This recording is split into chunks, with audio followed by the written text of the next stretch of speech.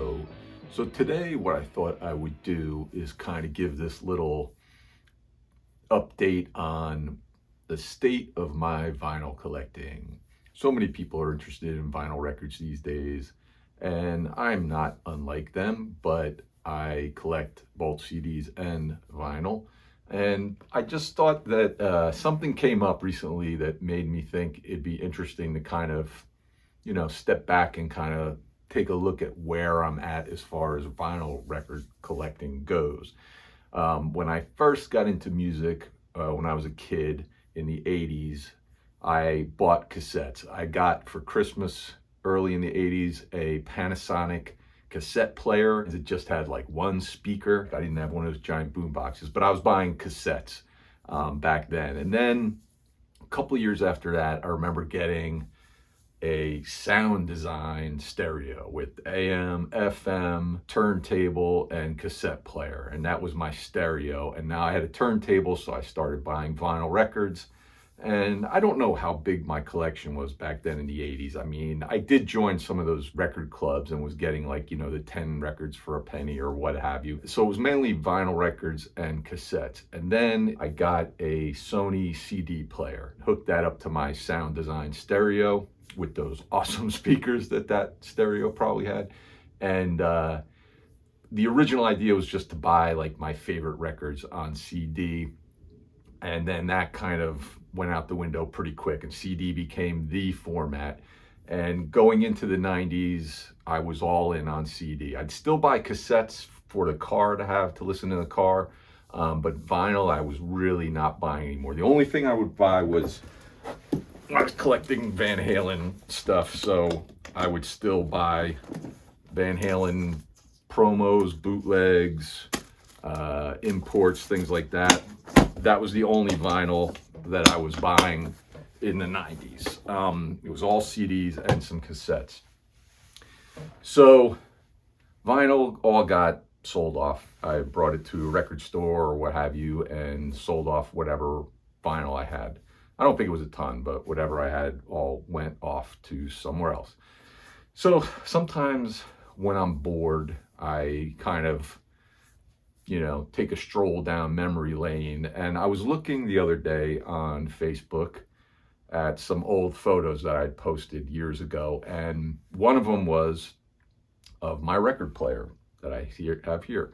And I noticed the date. It was April 20th, 2014. The post was, I just got the turntable. Guess I'm getting back into vinyl, which it was interesting because it was 10 years ago. So this is like hey, I've been back collecting vinyl for 10 years. Where are we at here?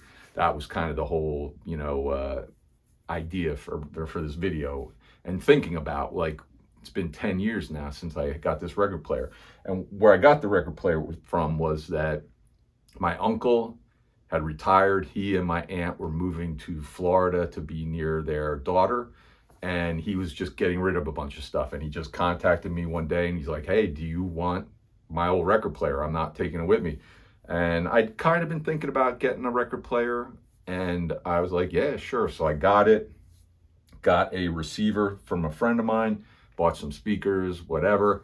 And again, much like when I bought CDs, I thought I'd just pick up my favorite ones. Same thing was the idea behind when I got back into vinyl, was that I just pick up like my favorite records. And I remember going out, my first purchase of vinyl after I got this in 2014, I went to Vintage Vinyl in Fords, New Jersey to buy some vinyl for my new record player. And I picked up these two albums, Agent Orange, Living in Darkness, one of my favorite bands of all time.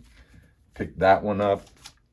And I also picked up the Ravenettes, In and Out of Control. Now, at the time, I was like, I'm only picking up my favorite records. So I grabbed Agent Orange, and then I saw this Ravenettes album there and decided to grab that too. And that was almost like already like the red flag, because I love this album, but I don't know that I would refer to it as like one of my favorites of all time. It's a great, great album.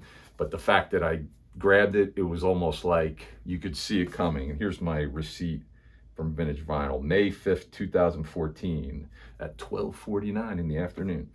Living in Darkness was like 20 bucks, and In and Out of Control was like 17 bucks.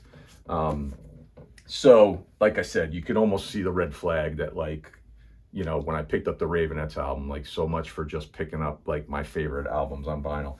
And again, these I had on CD, you know, so I'm kind of rebuying it, which is what happened when we got into CDs. We all were rebuying stuff we already owned on cassette or vinyl.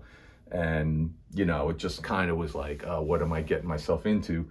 And the very first record that I played on this turntable when I got it and got it all hooked up was this 45 by my friends Memphis Mike and Pee Wee. They had a band called ICU, and they'd given me this 45 years earlier. I had nothing to listen to it on, and when I set this up and had it running, I finally decided this is going to be the first thing to play, because I'd had it for a couple of years and never got to listen to it.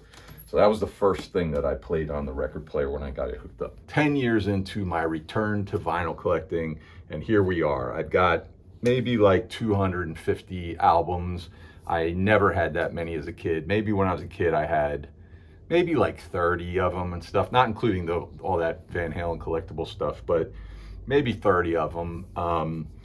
And I say on these videos all the time, I'm trying to like ease up on buying, especially vinyl, because I just find I'm not playing it as much as I'd like to, you know?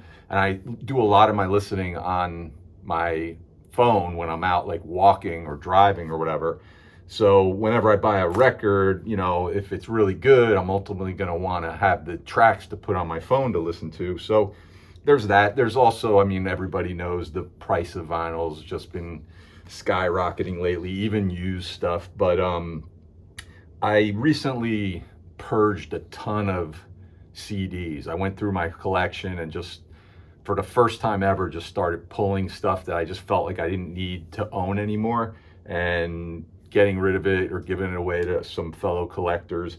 And I thought about doing that with my vinyl too. I knew there were a couple of titles in here that I probably could get rid of and I'd be okay with, but I haven't done that yet. I still don't know if I'm going to, but you know, I'm definitely, so far this year, I've been doing pretty good. I mean, we're a couple months into the year, and I've really, vinyl and CDs, I've only bought like 5 or 6 things so far this year, which is pretty good for me, you know.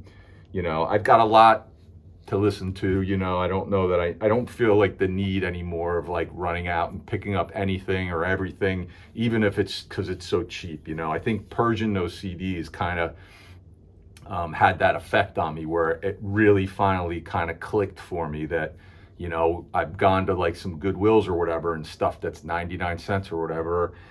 2 years ago, I would have just grabbed without even thinking about it. And now I'm kind of like, you know, I don't know that I need it, and putting it back. So vinyl, I feel like it's going to be pretty limited as far as things I'm picking up, you know. I enjoy it when I do sit down and listen to records and put them on. I do enjoy it, you know. I still think I prefer the CDs a little bit more, but you know, I think I really enjoy going into the stores and flipping through the bins and just looking at it a lot more than feeling I need to own all of it, you know. But I'm happy with my collection I have now. It's been fun getting back into, you know, buying records, and you know, and especially like, you know, meeting some of y'all out there who are huge fans of buying albums as well and stuff. But we'll see. Who knows? Like I said, I've got like 250 of these or something like that.